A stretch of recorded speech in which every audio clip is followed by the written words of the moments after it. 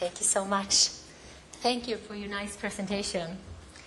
Ladies and gentlemen, honorees, fellow entrepreneurs, and future entrepreneurs, thank you for letting me talk to you today. I've been asked to tell you the story of my successful life as an entrepreneur.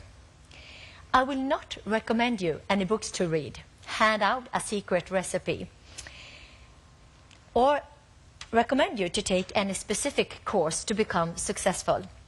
I never even graduated from college myself. All I will try to give you is the inspiration that anyone can be successful as long as you have the driving force. An entrepreneur is not what you are, it's what you become. And real entrepreneurs exist only in retrospect. At first, nobody takes them seriously.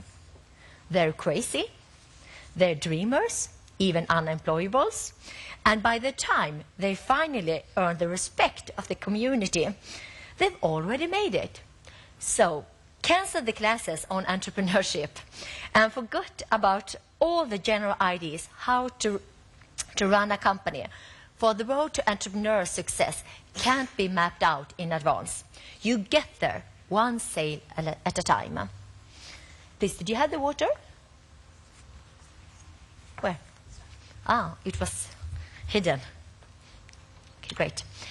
My name is Gunilla from Platen, and I'm one of those crazy entrepreneurs. My life began in a small village in the Turkish mountains. My family fled from Turkey to Sweden in 1976. We came to face a completely new culture. My parents expected me to become a good housewife, while my Swedish friend, on the other hand, showed me that I could rule my life as I wished. I chose the latter.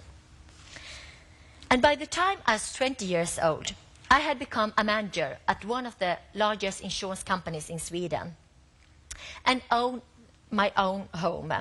This was unheard of within the culture my family was brought up in. A woman working as a manager and most of all living on her own. Business has always been a very important part of my life.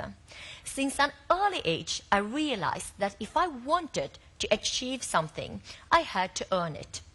The first money I remember earning was at 6 years of age, when I stole some apples from my neighbor's garden, put them in pretty little pink basket, put a nice little pink dress on myself, and tied a pink ribbon around the basket and sold the apples back to the same neighbors. Of course, they didn't realize that it was their own apple they had bought. And from what I understand, this act is started abroad. Eventually, as an employee, I came to a point in my life when I realized that if I wanted to achieve great success, I would have to run my own business. It was in the middle of IT crash in 2000. I was 27 years old and had lost basically all my savings on the stock exchange. But that was not going to prevent me from doing what I already had decided. I saw a gap in the market for customer service and decided that was going to be my future business. Customer service has seen as a cost for companies where they only dealt with problem. However, I saw it in a different light. So I decided to create a customer service support using a completely different model. I was determined not to use subsidies or investment from private equity.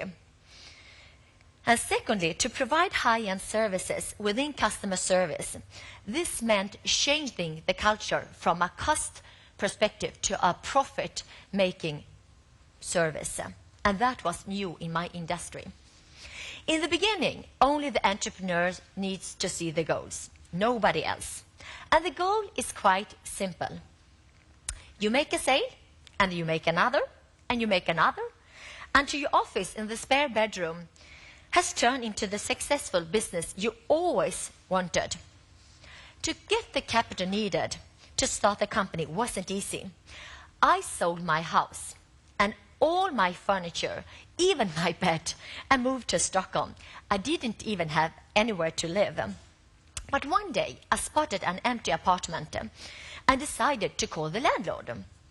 The thing was, I didn't have the money for the rent, so I offered him to provide him switchboard services. As a payment, I even offered him to clear the snow from outside the building. Of course, he declined my offer, stating I was crazy, and did I know how much rent he could get for the apartment. However, after at least 10 phone calls, he finally gave in. I actually lived there for 4 years with little to no furniture. But I was so happy because I had my apartment. I didn't even think about it. I was so focused on building my business.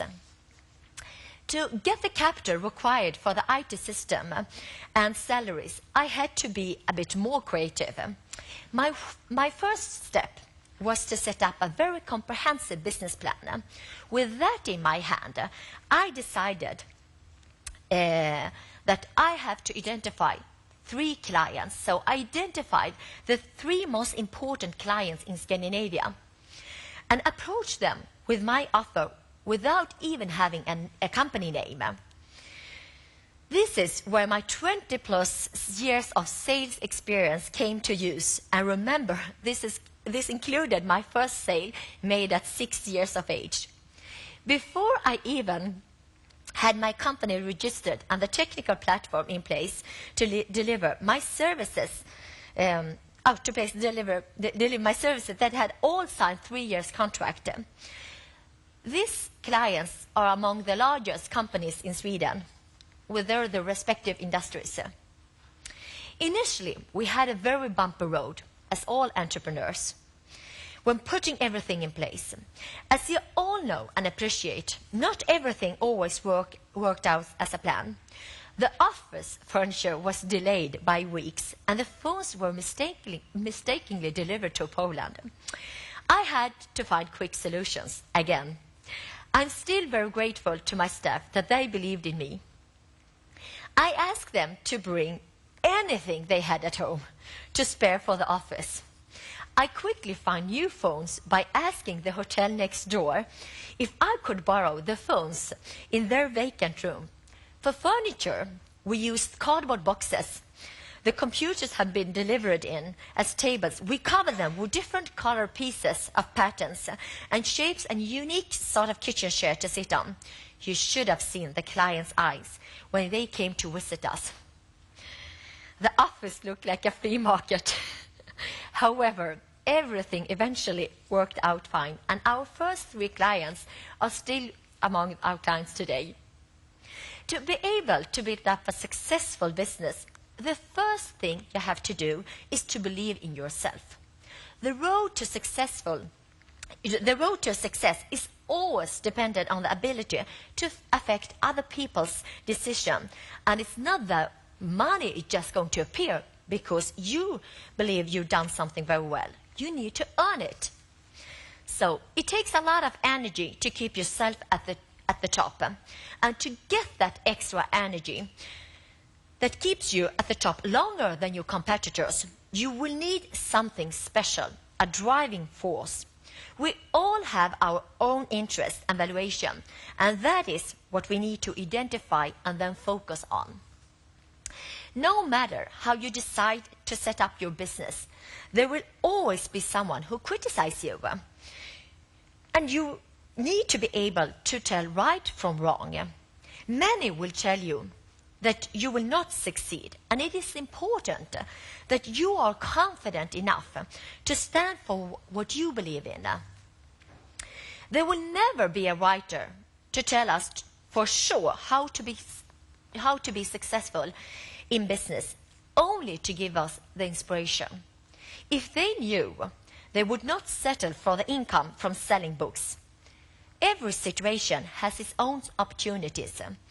Have the courage to take steps against mainstreams, and if necessary, you will more likely do exceptional good business by making the unusual decision.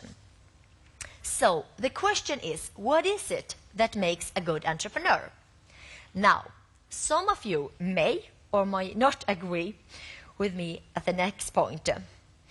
Clearly, not the same thing that makes good managers. For good managers tend to come from fairly conventional backgrounds. They're the bright kids, everyone knew would do well, born organizer who rise through the rank to reach the top of large corporation or become a politician.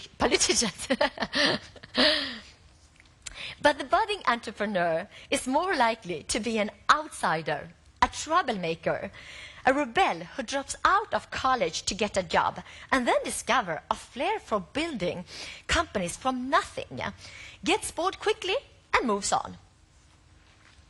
As I said in the beginning, I do not have a secret recipe, but there are definitely some key ingredients: drive, determination, and bravery.